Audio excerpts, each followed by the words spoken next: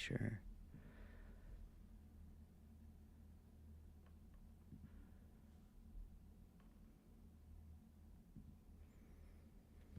All right, welcome everyone. Good evening.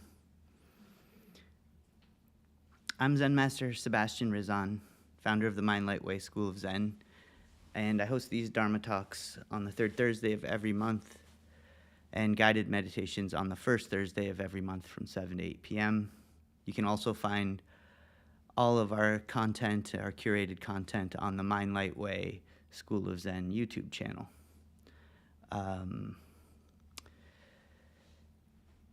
So tonight I'm going to talk a little bit about Zen and Zen practice. So there's a funny meme I've seen floating around on the internet. It says, everybody wants enlightenment, but nobody wants to do the dishes. So that's the theme of tonight's talk. That one really cracks me up, and it reminds me of my teacher and his steadfast commitment to reminding us at the temple to always do our dishes. It was one of the first rules you had to learn living there. Never leave a dish in the sink. Always make sure your dishes are put away before you leave the kitchen. There's another classic Zen saying that says, before enlightenment, chop wood and carry water. After enlightenment, chop wood and carry water. That teaching is traditionally attributed to Layman Pang, and he's one of the most respected lay practitioners in Zen history. Both of these sayings point to a deeper truth that might make you feel a little uncomfortable if you're seeking some sort of spiritual shortcut that rescues you from the monotony of everyday tasks. This is actually why I found Zen teachings extremely helpful for my own life.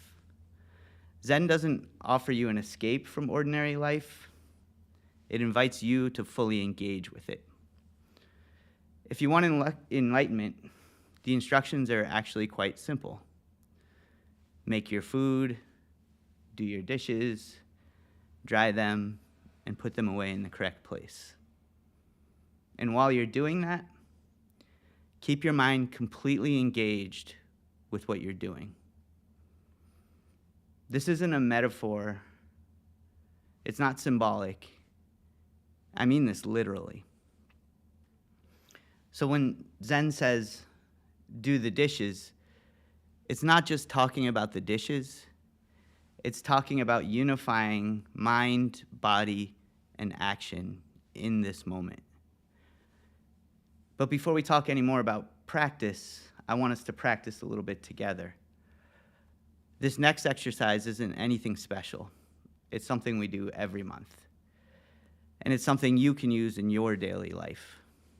We're just going to practice focusing on the simplest thing we can do right now. Breathing. This isn't anything mystical or even spiritual. It's just doing one very ordinary thing with our whole attention. So start by breathing a little slower and a little deeper than you usually do.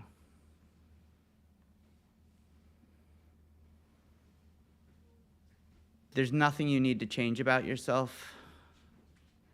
Just let your breath slow down naturally.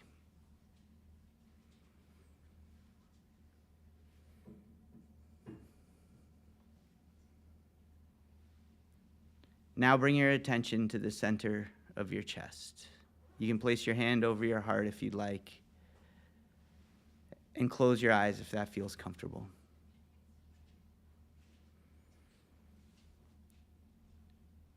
As you listen to my voice, continue breathing slowly and deeply.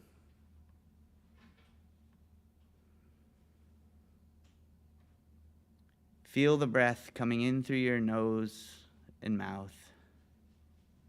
And imagine it gathering all of the energy from your head, all of the thoughts, plans, and worries, and gently bring it down into your chest.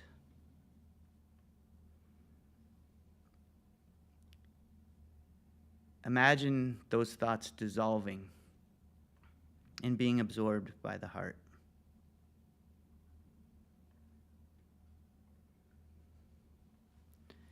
Now visualize that you're breathing with your heart. Not forcing anything. Just letting the breath come and go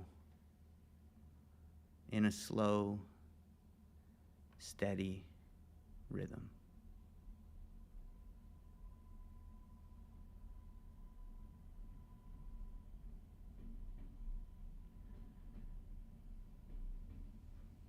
This is what it means to fully engage with one thing.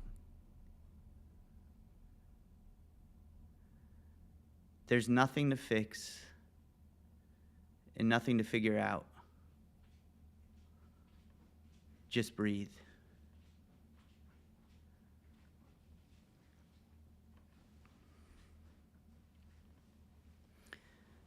The purpose of this practice is to align our mind, heart, and body so they're no longer pulling you in different directions.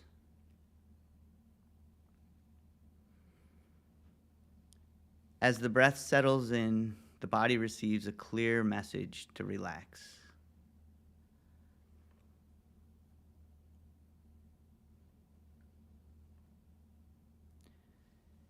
If you practice this regularly, you'll find you can return to this state anytime during your day, simply by taking a few slow, deep breaths.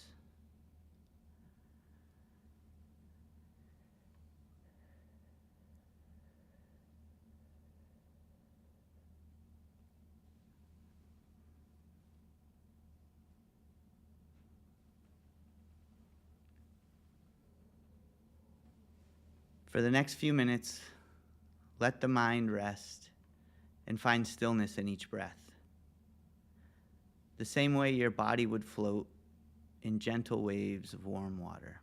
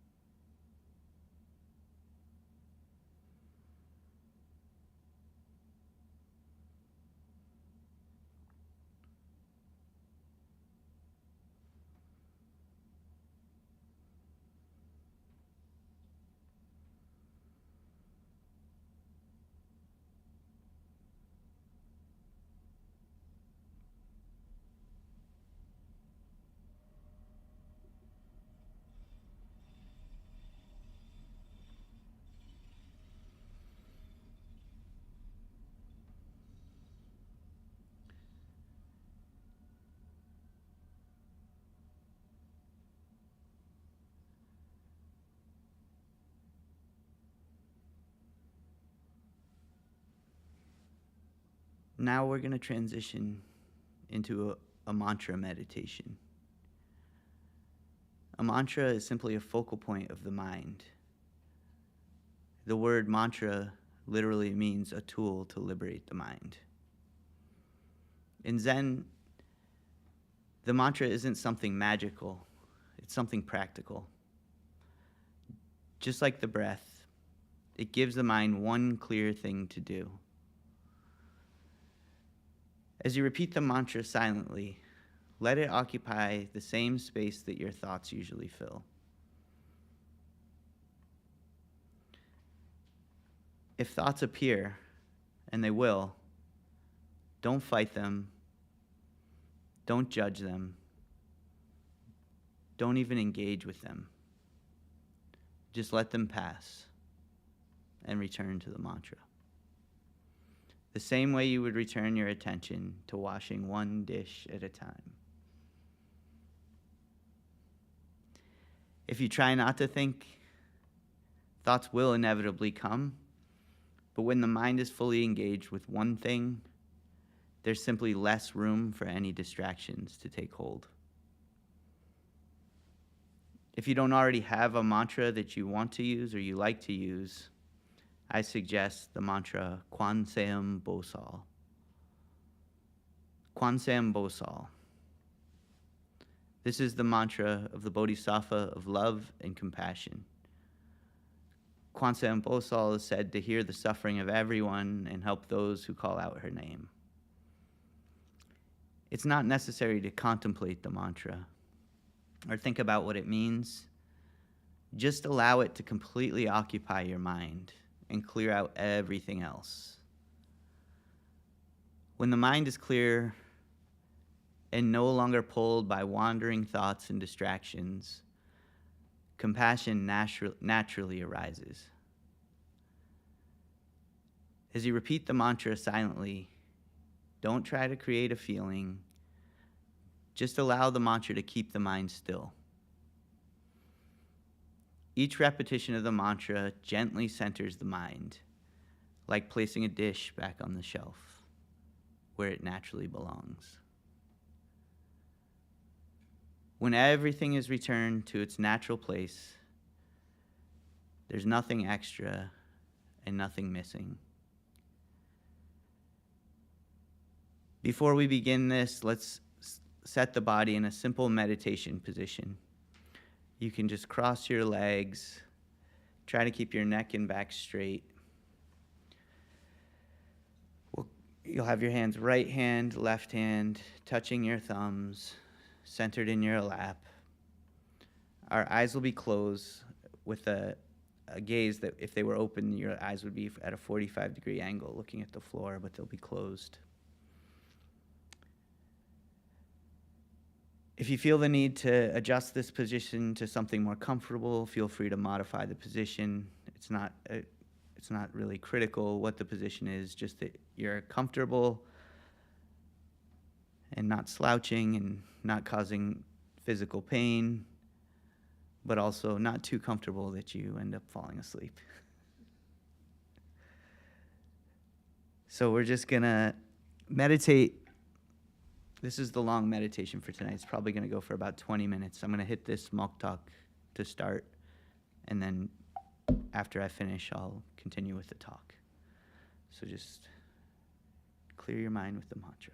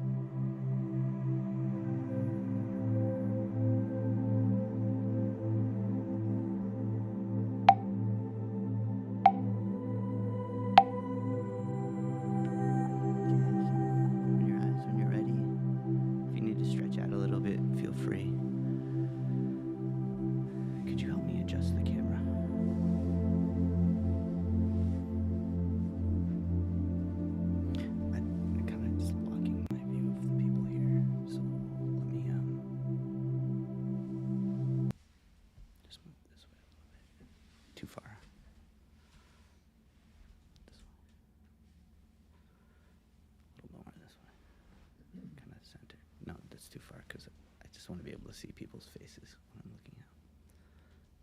That's fine. That's fine. Thank you. Appreciate it.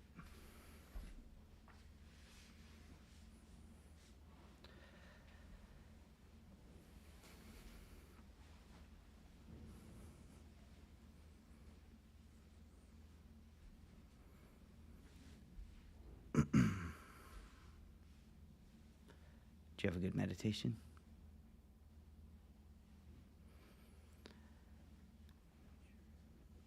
So, enlightenment is not found by escaping ordinary life, but by fully engaging with ordinary activity with a clear, undivided mind. Zen teachings have been saying this for over 1,000 years. Awakening doesn't come from special states or beliefs. It doesn't come from analyzing teachings. It doesn't come from avoiding daily responsibilities. It comes from complete engagement with whatever you're doing.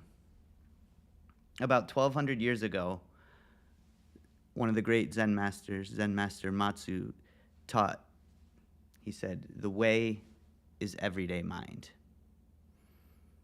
It's not special, and it's not spiritual or mystical. It's just everyday mind. Around 100 years later, Zen Master Zhaozhou was asked, "What is the way?" He answered, "An ordinary mind is the way." The teachings are pointing to something important. Zen doesn't say, think deeply about washing the dishes. It just says, wash the dishes. No commentary, no judgment, no narrative, spiritual or otherwise. Zen is not primarily taught through explanation. It's taught by how you live. You don't teach Zen by telling people what to think. You teach Zen by keeping your own mind clear, staying on course, and demonstrating what's possible when someone lives this way. This shows up in how you speak, how you listen, how you work and create, and how you respond under pressure. People don't need more ideas, concepts, and narratives. They need to let them go. So as a teacher, it's more helpful for you to demonstrate clarity through how you live. A lot of times people ask me for advice about what they should do or how they should handle a certain situation. And most of the time it would be really easy for me to just tell them my opinion. But when I do that, I'm very aware that this kind of advice can become a shortcut for them. It can even become a form of spiritual bypassing. The truth is, the only way anyone can understand how to handle any situation is with their own clear mind.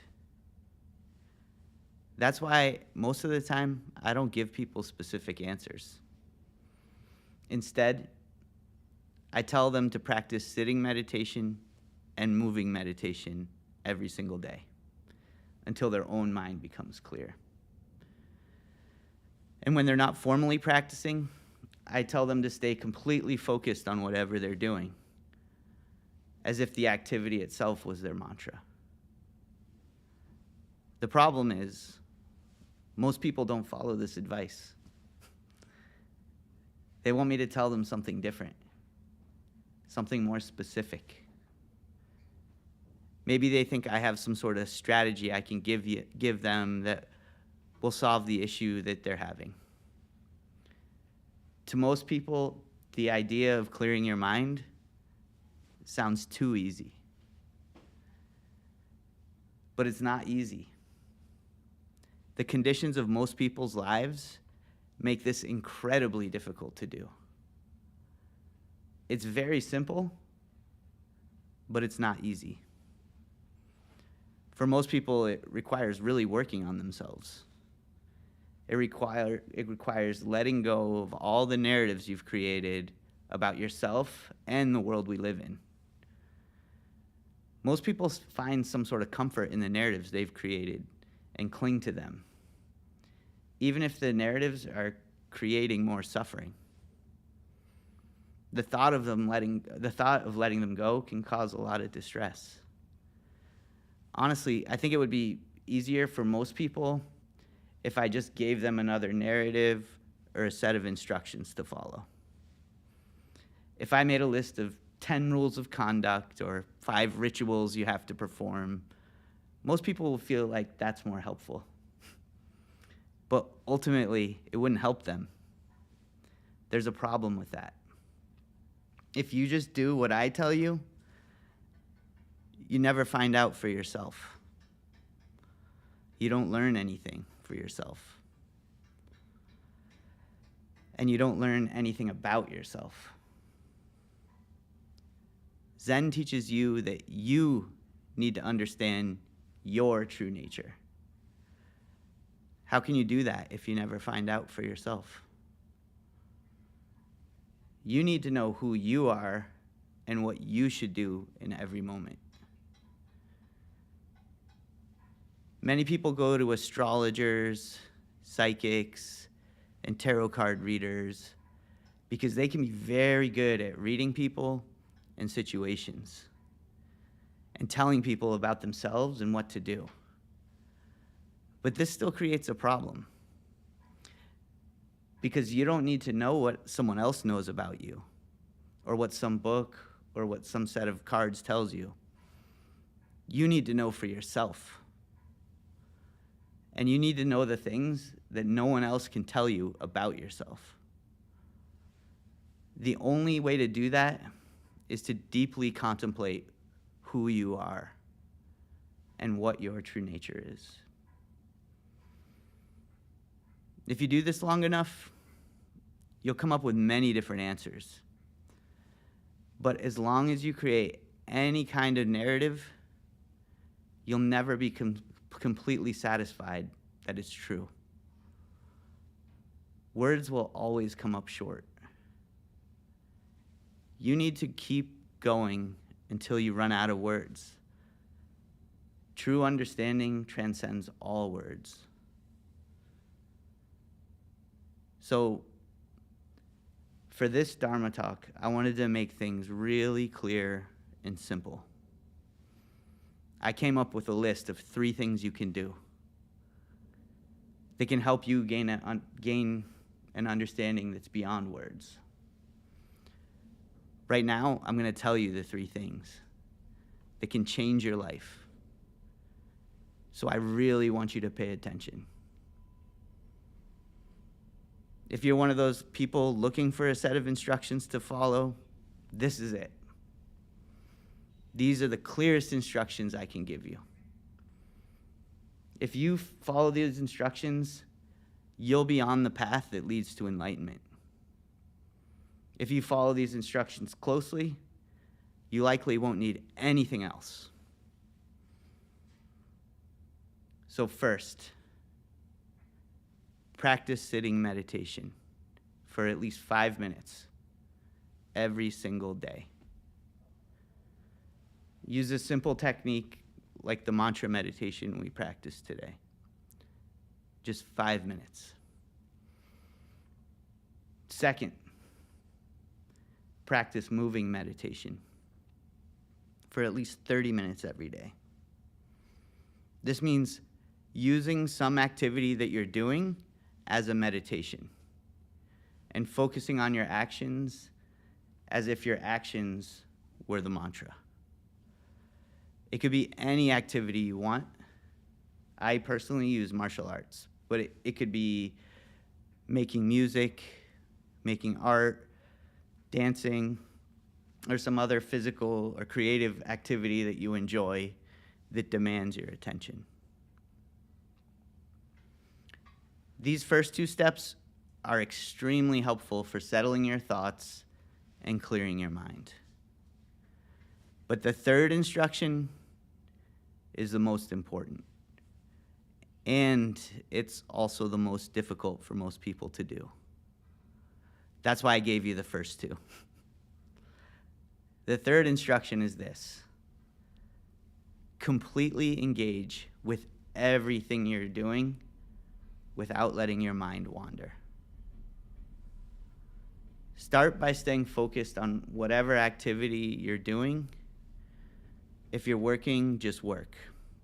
If you're studying, just study. If you're doing the dishes, just do the dishes. At first, most people have to do this with deliberate effort. But if you keep practicing like this, it becomes effortless. When this happens, your mind will no longer separate things into this and that. It will no longer feel the need to divide reality into self and other. For most people, this is extremely difficult to do. But if you can do this third step with ease, you can actually just skip the first two instructions. You probably already got enlightenment. But don't fool yourself. If you're still struggling, if you're still suffering, go back to step 1 and step 2. If you follow these 3 simple instructions, you won't need to listen to anything else I say. If you're fully and effortlessly engaged in every moment, you don't need more meditation. You don't need more advice. You don't need special rules about conduct or ethics. You don't need the sutras. You don't need any of Buddha's teachings. All of these things will arise from your own mind naturally, when they're needed, without effort. You just need to remain completely engaged and present in every moment. If you live like that, you'll always know what to do. It doesn't matter if you believe in enlightenment. If you live this way, your quality of life will get much better. But don't just believe what I say. Test it out. Try these 3 simple things I suggested for 10 days in a row and see what happens. It's 35 minutes a day. And then, just trying to do that in every moment, but at least get the 35 minutes in. I guarantee if you do this for 10 days in a row, you'll notice positive changes. If you make it to 100 days, it will most likely change how you perceive your life. I give this advice to everybody who is a student or asks me what they should do. To be honest, most people ignore my advice, and they don't listen to me. They keep creating new narratives and looking for easier solutions and shortcuts. However, from my experience, these 3 instructions work 100% of the time for the people who actually follow them, and 0% of the time for the people who don't. Most people come to me for advice because they want help, and they don't feel that they have the clarity to figure things out for themselves. I'm always willing to help, but the best advice I can give you is this: follow these 3 instructions. Sit and meditate for at least 5 minutes every day. Practice moving meditation for at least 30 minutes every day. And practice staying fully engaged with everything else in your life until it becomes effortless. Try it every day, from now until the next Dharma Talk, and let me know how it works. If you keep going like that, day by day, moment by moment, until nothing can distract you and divide your attention, you will experience enlightenment. I wish you all good luck with this. Thank you all for coming tonight and being part of our community. I always take questions and answers for after my talk, so if you have any questions about anything here in person or online, please think for a minute, but I'll stay and answer questions. And don't hold back. This is my favorite part. And also, if you have questions on your mind, there's a high probability other people have the same questions. So I'm just going to check and see if people are leaving anything in the chat. Okay, thanks. Anyone here have any questions?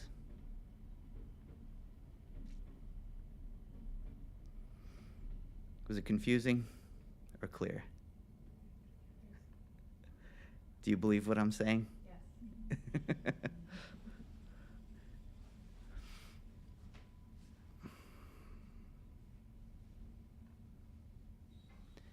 It can be about anything else too. If you have questions about Zen, the mind, meditation, any of the practices. I didn't really elaborate too much on that, but I'm happy to. Yes? It's more like a comment than question. Yep. So I have practiced breathing exercises before, but this is probably the first time I did a mantra in my head, and I kept on thinking about it. And once the session ended, I've not felt there was a sense of resonance, and I don't know, I think maybe it was the light, but it just felt like everything was very centered in this area, and it was just everything else was out of my focus, and now it feels it's coming back slowly and steadily, which I have not felt before. So you felt very centered? Yeah. Is that a good way to say that? Okay. Yeah. Well, that's good to know. I think then another word for a lot of these practices centering your mind. So I think it does have that effect. This muktak actually has two symbols on it. It says center and mind. So definitely part of the idea of, but that's good to know.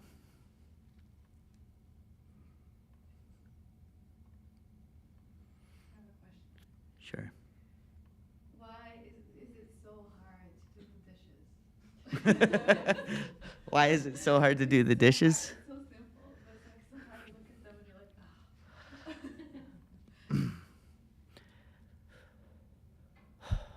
you're like, I can't explain why, but I know what you're talking about. But I'll tell you, it's harder not to do them because then you look at them once. If you do them right then, you never think about it again. But if you leave them in the sink, every time you go by the sink, you're going to think, I need to do the dishes. So you suffer once for doing the dishes, or you suffer however many times you walk past the dishes. Your choice.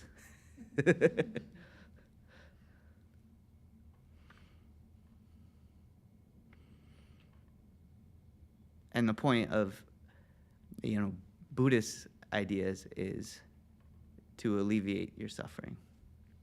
So doing your dishes will help with that.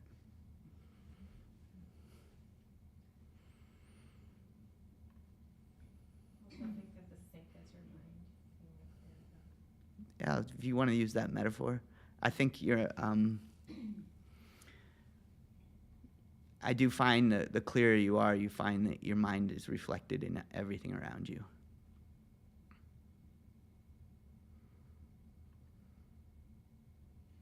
sometimes, I guess it's a comment, but sometimes we think about being productive as doing something else that's not doing the dishes or folding the clothes. But somehow I feel like doing the dishes and folding the clothes gets you to be more productive in the rest of your life. Can you elaborate on that, how that carries through? Yeah. So when you do that, you're organizing your environment, but you're also organizing your mind, and you're bringing your mind in order that it can understand. And also, it's like you also mentioned that, for instance, like sometimes you think doing things is being productive, but also, also resting is an important aspect. It's something you have to do. You can't just go, go, go. You have to rest. But if your dishes aren't done and your house is a mess, it's really hard to rest peacefully because you're like, I have so many things to do. So if you just get in a habit of when you use things, take care of them, put them back into like their natural place where they came from, where they want to go back. Everything has that kind of energy, and when you put that into place, it affects your mind's energy. I would only be able to give you like metaphors. I can't really literally explain it, but there is definitely a relationship there, and it's real. It's beyond metaphorical. It really makes a difference in your life. If you do that, it makes a huge difference. That's how I lived in, for those of you not familiar with me, I lived in a Zen temple for 16 years. And everything always had to be back. That's how he taught us Zen, is keeping the temple clean, doing chores around the temple. If you swept the floor and you left a piece of dust, he'd be like, where was your mind when you were sweeping?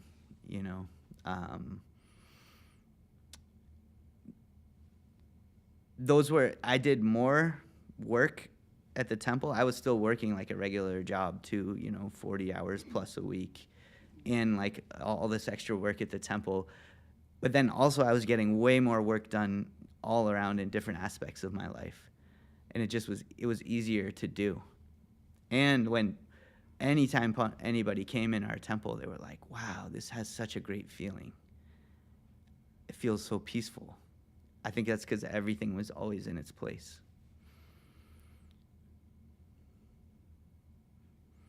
So to make dishwashing, driving more entertaining, like we listen to music or podcasts, we feel more productive. But then I've also read that you need to focus on, like if you're doing dishes, you just do the dishes. So I'm curious, what's your thought on it? Like we're trying to enjoy the dishes, right? Like by playing music and like just going with that flow. Yeah, I mean, I think there is a benefit to just doing that and learning how to do that, but also, don't be too hard on yourself. I don't think you need to be like a strict disciplinarian about any of this stuff, but I think if you're doing the dishes every time, even if you're listening to a podcast, I mean, I'm not going to call that as any kind of sin. It's just but yeah, I think sometimes those things, the issue is it's really about like, is it distracting you? Like, can you do that and do the dishes? Are you like so preoccupied with what the podcast is saying you're not doing the dishes well, or you're dropping dishes or something like that? Like, if it's affecting the clarity of what you're doing, then I think it's more problematic. But I don't think it's like black or white, whether it's good or bad. A follow-up question. Do you think our mind can do two things at the same time? Like you're listening and processing and you're doing another skill. So like wash the dishes and you're cleaning that too. So I'm curious, is our mind capable of doing this? Well, I think our human minds are best when focused, but I think our minds are capable of much more than of holding many things at once. To be perfectly explicit, I think our mind holds everything in the universe all the time. But when it's channeling through our human body, I think it's most effective when focusing on what's happening around you in this moment. If you're thinking about like the future and the past and things that aren't there, I think that can become it can become problematic. I think there's reasons to plan, there's reasons to reflect on the past, there's times for those things, but there's also times to just stay focused. So if you're riding your bike and trying to make a phone call in traffic, it just becomes obvious at that point. It's too much. But I think if there's nothing, I think it's hard to give, again, general advice like that. I think there's some practical aspects. Like I can give you some extreme cases where it's obvious you're trying to do too many things. Sometimes you have to try to do multiple things. It gets forced upon you. But the key is having your mind clear, and even when things are coming like at you from all different directions, if your mind is clear, everything slows down, and like this, and you see it sometimes in like athletics where people are so locked in, they do things, you're like, well, how did he just do like 3 things in a row? And it looked like magic. I think everybody has that capability, even if you're not like some top tier athlete. The thing that separates them, sure, they have physical attributes, but they've also practiced focusing their mind exactly on the same activity all the time. And you can learn to apply that kind of focus to everything you do, including washing your dishes. But it's the same thing at work with that, and those are kind of like demonstrations and illustrations and examples of what is possible when your mind is focused.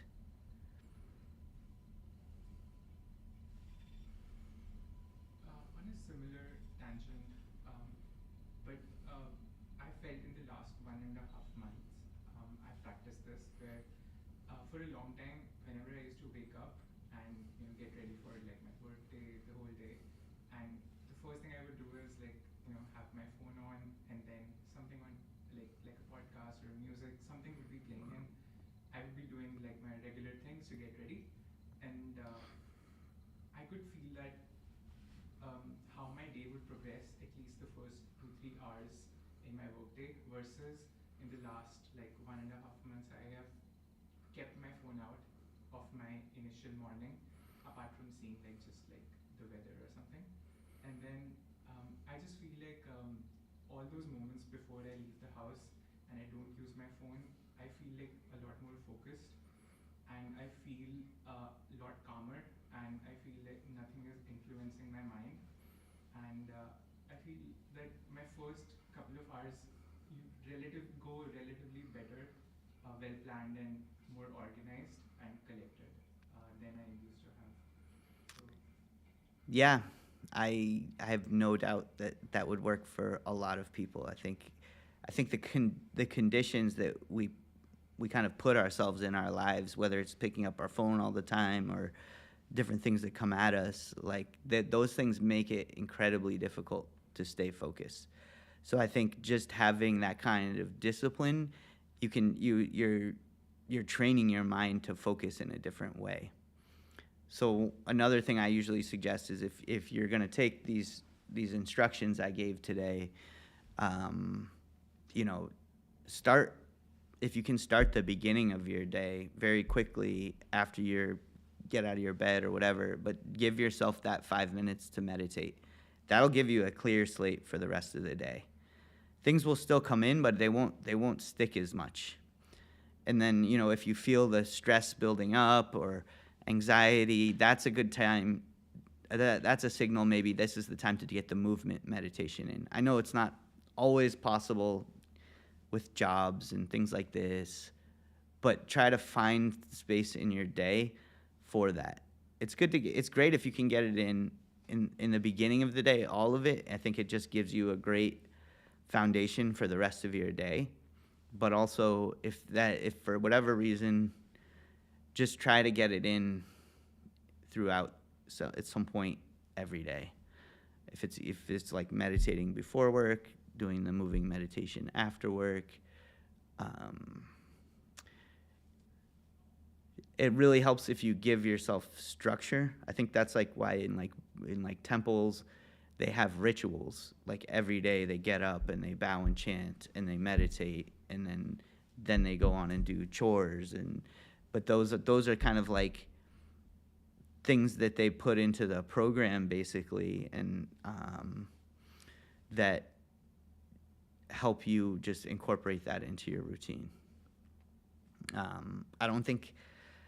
I think they, like, from the outside looking in, it looks like, oh, this is like mystical and spiritual and they're chanting in different languages. But I think it's really just like, it's honestly, if you strip away all that, it's very practical.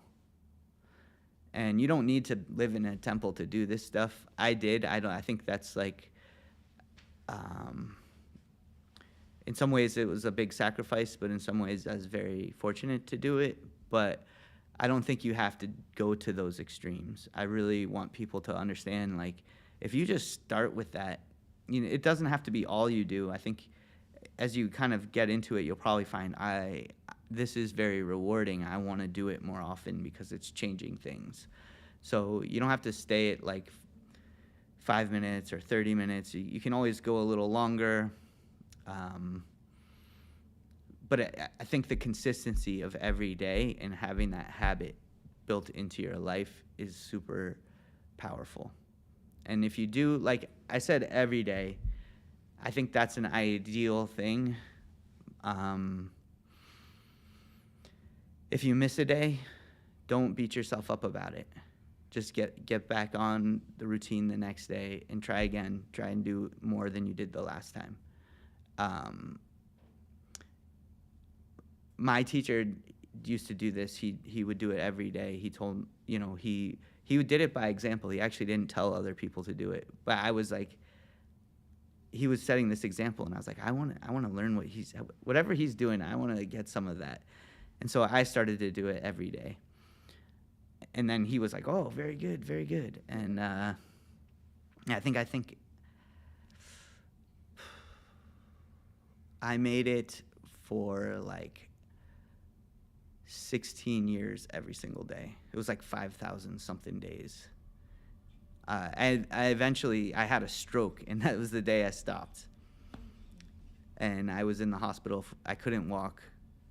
I was like in the hospital for 4 days. But I actually think like my desire to get back to that routine, and then like when I started doing like a different form of like meditation and mind training in the hospital bed, and they didn't think I was going to walk for months, but I ended up walking out after 4 days. So my teacher also told me, like, you can use your mind. Once your mind gets that powerful, you can use it to tell your body what to do. And if you've been establishing that relationship all these years, it's much better at listening and hearing. So I was saying, I want to get up, I want to walk, I want to get out of here. And the doctors and the nurses were like, yeah, you're going to have to go to this place for probably a few months and learn how to walk again. And I was just like, I'm walking out of here.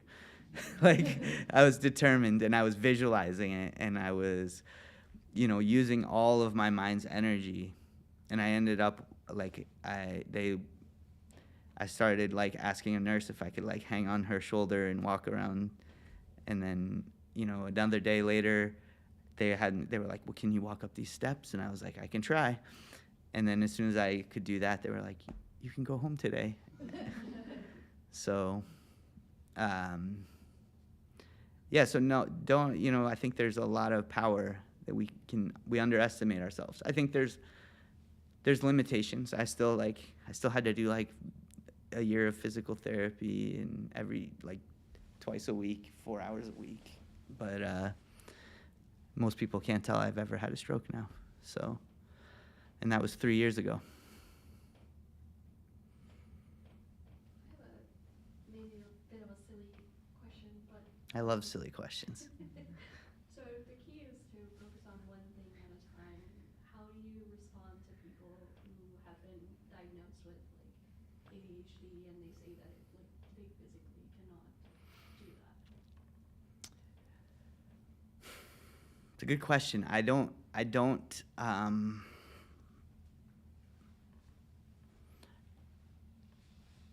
certainly don't know enough about that specifically to, offer any kind of evaluation about what's possible and what's not possible. But my feeling is, no matter where you are on the spectrum of how good you are or how challenging it is for you to focus, that you can improve if you work on it. It's like some people are naturally like super strong and some people have less muscle, but no matter where you are, you can learn to lift heavier and heavier things. You just have to just start with less weight, try it shorter periods of time. I think focus is the same way. I'm sure it's more challenging for people with those diagnoses. I understand that, and but don't be too hard on yourself. If you do have those kind of limitations, understand like the progress might not be as detectable, but I think it is probably still possible to make improvements. But I'm not like super familiar with that and what the actual limitations are, so I might be a little bit out of my league. But I do believe that the mind is very powerful. I know that like they have medication for ADHD, for instance, but also there's also a placebo effect that is real. And if you really work on yourself and believe you're helping yourself, that's just your mind's power at work. I'm not saying you should only rely on the placebo effect. If you have, just full disclaimer, if you have a medical condition, don't just rely on the placebo. Do what your doctors tell you. But, also what you can do a lot for yourself in addition and supplementing all of that. Yeah, well, there's actually research looking into mindfulness and the effects on it in ADHD. I'm a mental health clinician, so I've worked with a lot of people who have ADHD, and this is something that I do recommend. But I was just curious about like your thoughts on this, and if you've seen any like. Yeah. So do you? I don't have research or science backing up any of this. Cool that there is like actual scientific evidence. So there is some of that out there. I would have said, as I did, that I do think it works. Yeah. It's, I don't know if it's I don't think anything's ever like black or white. I think everything kind of like exists on a spectrum. So you have people who are naturally really good at focusing and people who have, and on the other end, people who have been like diagnosed with the ability, the disability, or whatever you want to refer to it as, like the inability to focus well. But in between that, there's like people fill in that whole spectrum. So everybody's somewhere on that spectrum, and I think wherever you are, you can do things to help yourself, and I think you can teach yourself to be better at focusing. And I think you can make improvements. I think there's probably also, more, scientifically tested exercise that might accelerate that process as well. But I think you can also do things for yourself. I'll just, this is not ADHD or anything like that, but after my stroke, I had all kinds of issues. Like I basically got paralyzed on my left side. When I left the hospital, like I was like, okay, they were like, you need to get physical therapy right away. The sooner you start, the better off you'll be. And I was like, okay. And they were like, we're gonna try and get you home therapy. And I was like, I had already passed. I showed I could like take care of myself. So like, oh, you don't qualify for home therapy. Your insurance won't cover it. Okay.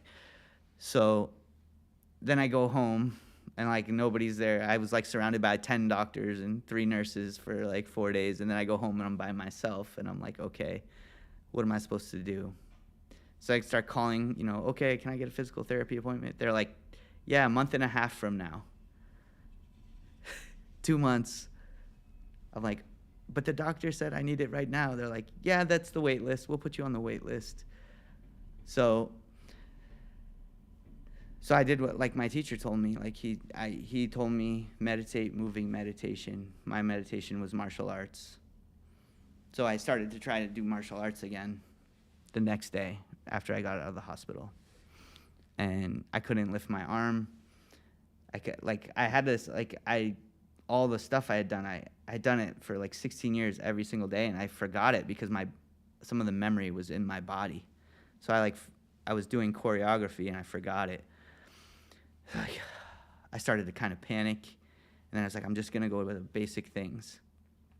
And I couldn't lift my arm, so I was like, lifted my arm with this hand, put this hand here, did this, moved my own hand here, did that, and then, just kept doing it. And honestly, the first day was like a nightmare, and then the second day was a little better. Things got better. A month and a half later, I finally got into physical therapy, and they were like, wow, what did you do? And I was like, well, I don't even know if I was supposed to do this, but I did martial arts, and I also was doing occupational therapy, which is like fine motor movements. And she was like, keep doing what you're doing. They have exercise specifically designed for that, but I was just doing the best with what I had. And she also told me they're doing research about whether Tai Chi, which is very similar to the martial art I do, whether you can use that as physical therapy. And there had been some promising things, but that's just me going with my intuition, using my own, what I had for clarity in that moment was you got to do something. They said, you got to move, I'm going to move. I think if someone had maybe seen some of the stuff I was doing, they'd be like, no, don't do that. But, yeah, so that's just my little anecdote. There's stuff that's scientifically proven that works, that you should rely on when you have it, but also, I think don't underestimate, the ability of your own mind to tell you what to do, and that you can improve in everything you're doing, no matter where you start out.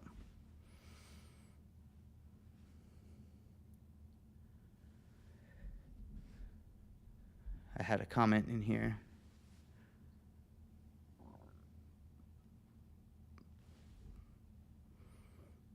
Someone in the chat is saying they have autism spectrum disorder and PDD, NOS. I'm not sure what that means, but doing Zoom meetings and meetups and helping me feel better, cleaning the house, sweeping the floor, takes my mind off things, and doing chores around the house. So someone else is self-healing over there as well. So I'm glad to hear that. I'm glad to hear it's working in real time.